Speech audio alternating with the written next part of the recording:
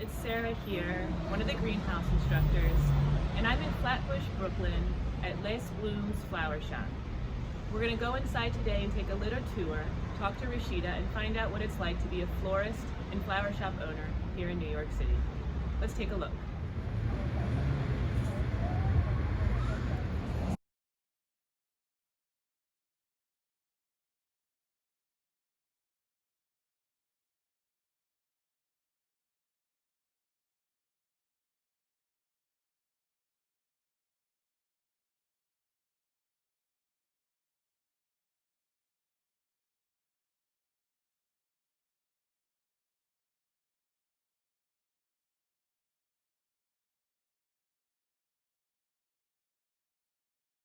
So this is Egypt, and she's going to show us some of her favorite plants here at the shop.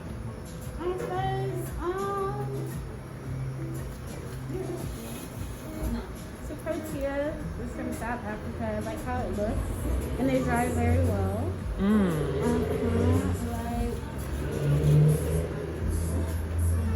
Air plants make me happy because they're very low maintenance, and also they look good wherever you put them.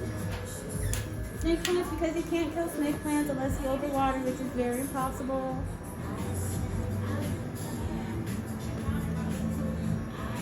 These are my 3 favorites this week. This is a Gerbera daisy, a pin cushion, which is like the cousin to the protea I showed you earlier, and thistle. Yes, we get new inventory twice a week, which is very fun because we get to see like what people request and what people like and things like that. And then I even make social requests for greens. I love the magnolia. Very autumnal, very festive, and a lot of people like it once they see it, so it's really nice. And yeah.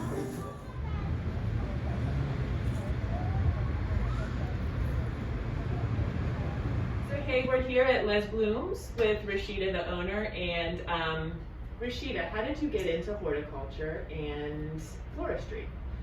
Well, I was born in Belize, Central America, and my grandmother had a garden in the house where I grew up. And when I was younger, of course, I would help her out. I mean, not really helping because I was probably causing more trouble than anything. But I thought I was helping. But just growing up around flowers and plants, it just, we always had plants in the house as well. So it was just, that just created just having it around all the time. It just became a part of who I am. Yeah, that's very common for our students. Most of the time in class, we do like an introduction and ask if people have any horticulture experience or any plant experience. Usually people will say, no. And then we say, what about your grandma? Right. And I was like, yeah, actually, when I was in Honduras or when I was growing up, like I'd be in the backyard helping her. Same thing. Same thing. So that's often the end. And then did you do any formal floral education or horticulture education? Well, yes, I took a course, an intensive course in floral design here in New York at the Flower School of New York. They were on, I mean, they're still there. They're on 14th Street in Lower Manhattan, and they really taught you like the basic structure because it seems a lot of times people say like it seems really easy to just throw some flowers together, Right. But there's really a construction, there's a science to it, as with everything. All art has science as well. So there's, they taught us like the basics of how to construct a floral arrangement. And then on top of that, then of course you add your own design style and creativity to it. But it starts, you have to have a basic principle of it, and then you start from there. So yes, I took that course, and then I did about 50 hours of internship at another flower shop in the city, which was, it's a part of the curriculum, so we have to take it. And they're accredited with the educational system in New York, so it's like a real school.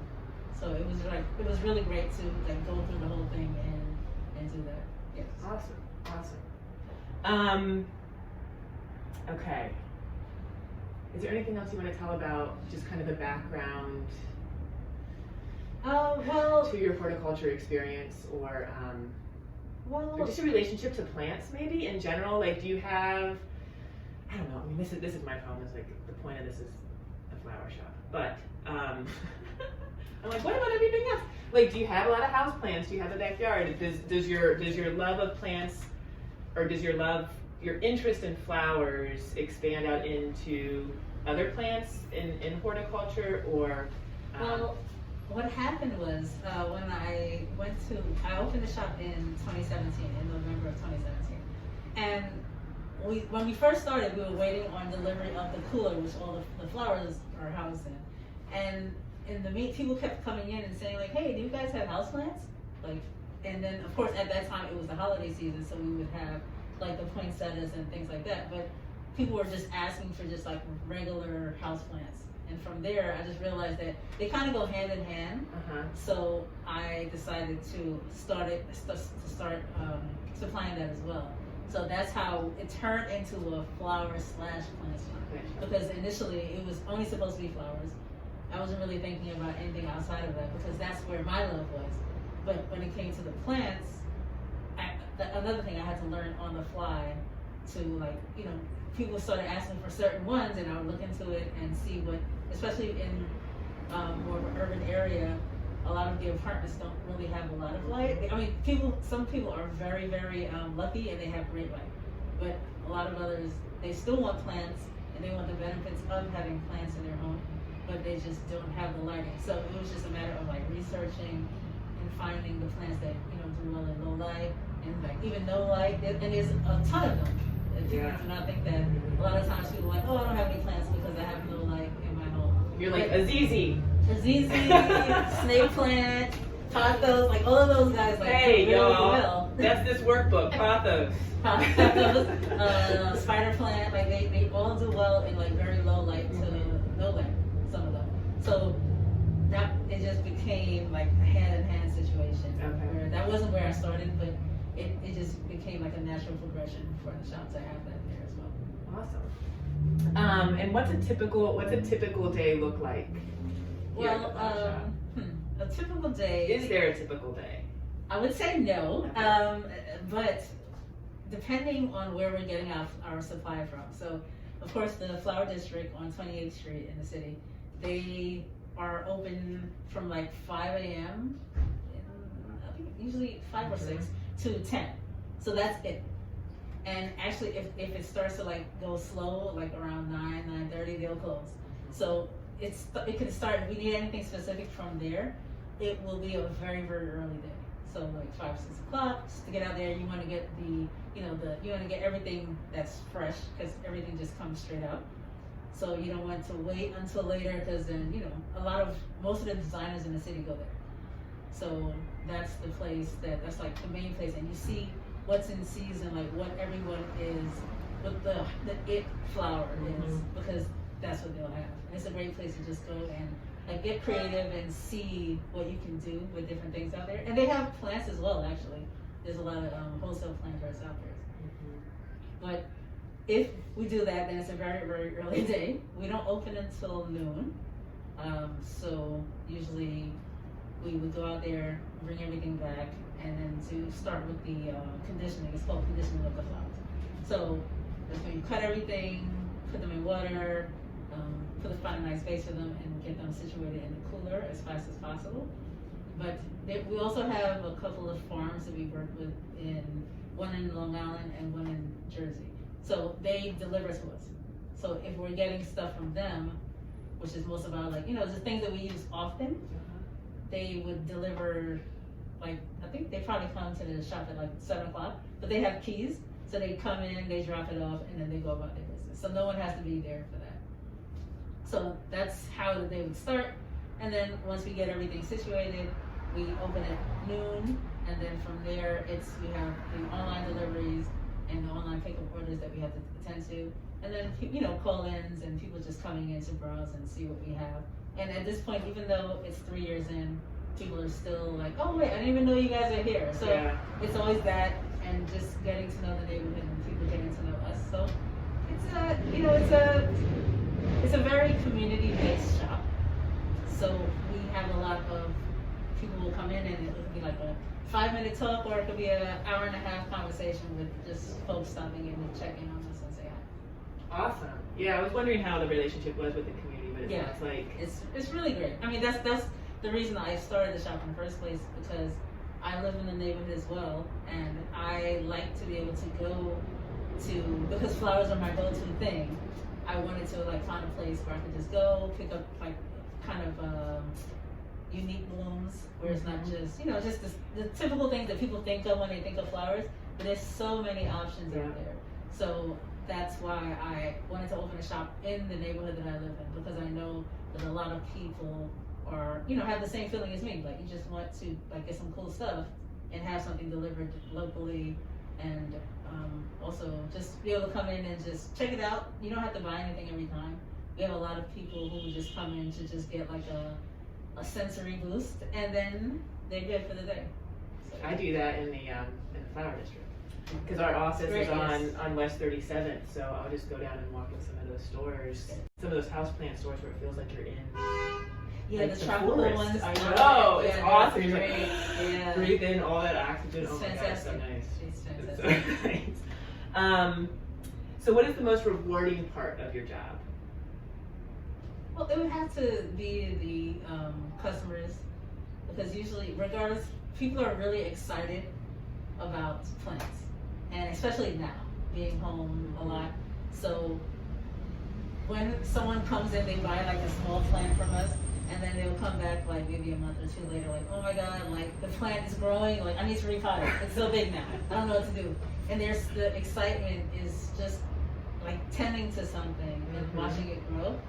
I guess it's like children, but easier. No, easier. I'm not gonna say that, but easier, because you know, and just the rewarding feeling that people get, and then it's like a confidence, like, okay, now I want to try a different type of plant, like something that's a little bit more complicated, a little bit harder. I've heard that those are difficult to take care of, so now I'll try that, and then just that, and of course, flowers always makes someone's day better, even if it's for like a sad occasion.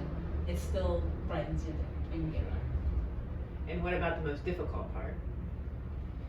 I mean, the most difficult part is just the running a business. The business. Yeah, everything else is, sometimes people want to, like, we do large events as well, so sometimes, like, if someone wants to get married, if someone's getting married like in the summer and they're looking for a certain flower that's just not available then, and trying to like find alternatives for them, it's not difficult, it's just challenging. Right. Because if you have your heart set on something, then it's hard to like make you like something else that's what you've thought about like forever, and that's what you would think that you would want your wedding.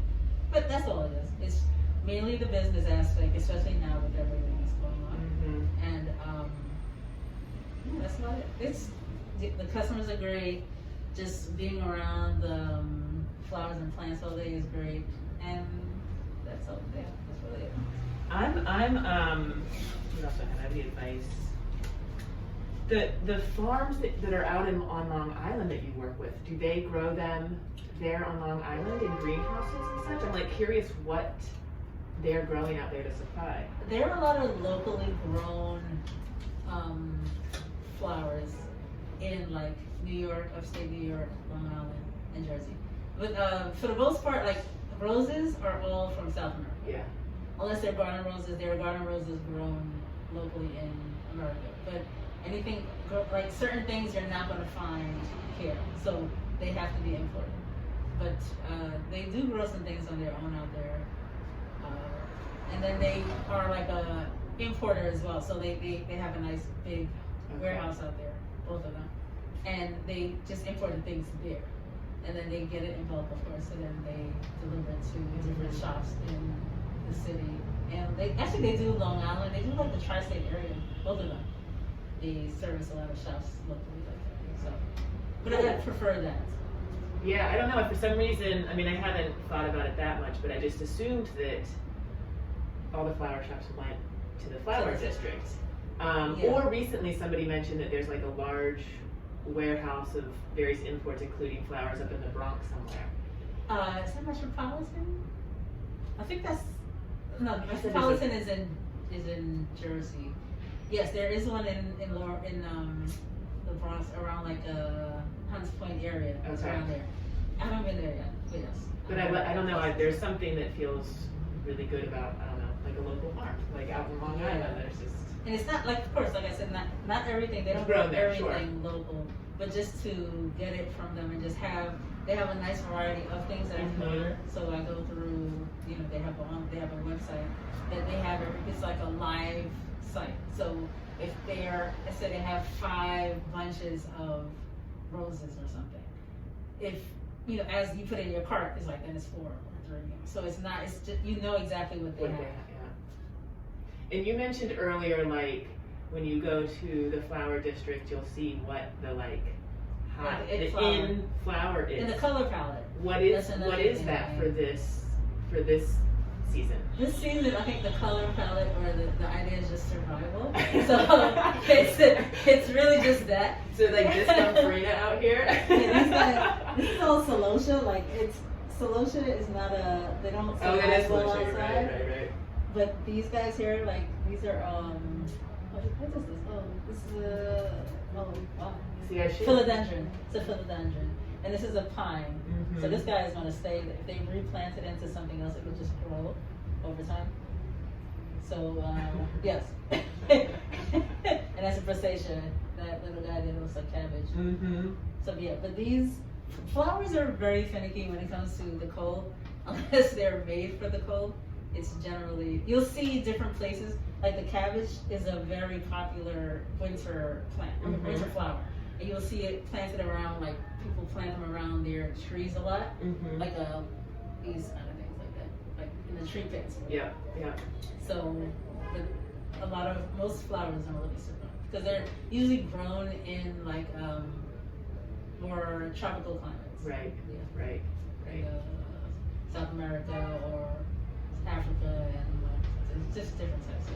Right. So, is there a color palette to survival?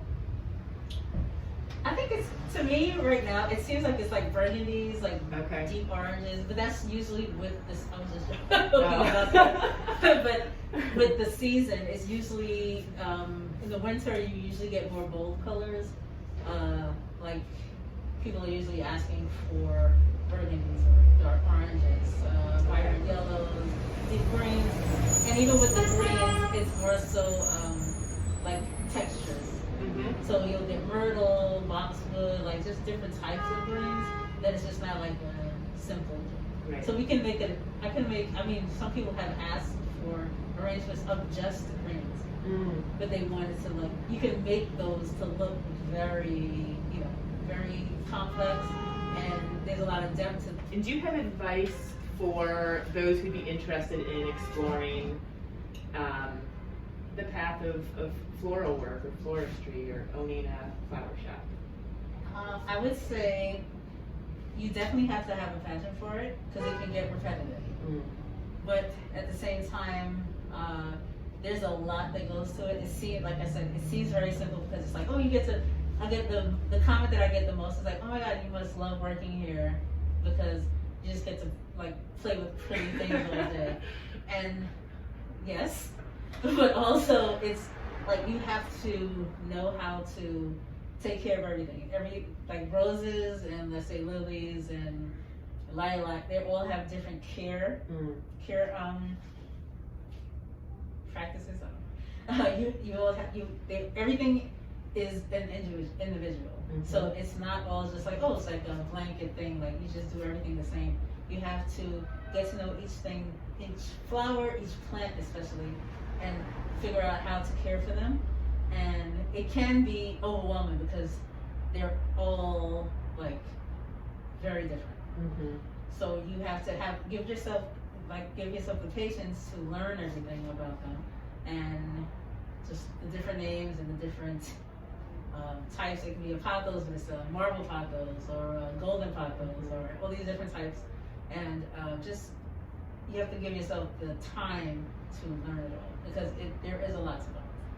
And I'm still learning with everything. I'm still to this point getting flowers and plants that I've never seen before. Yeah. Because they're constantly evolving.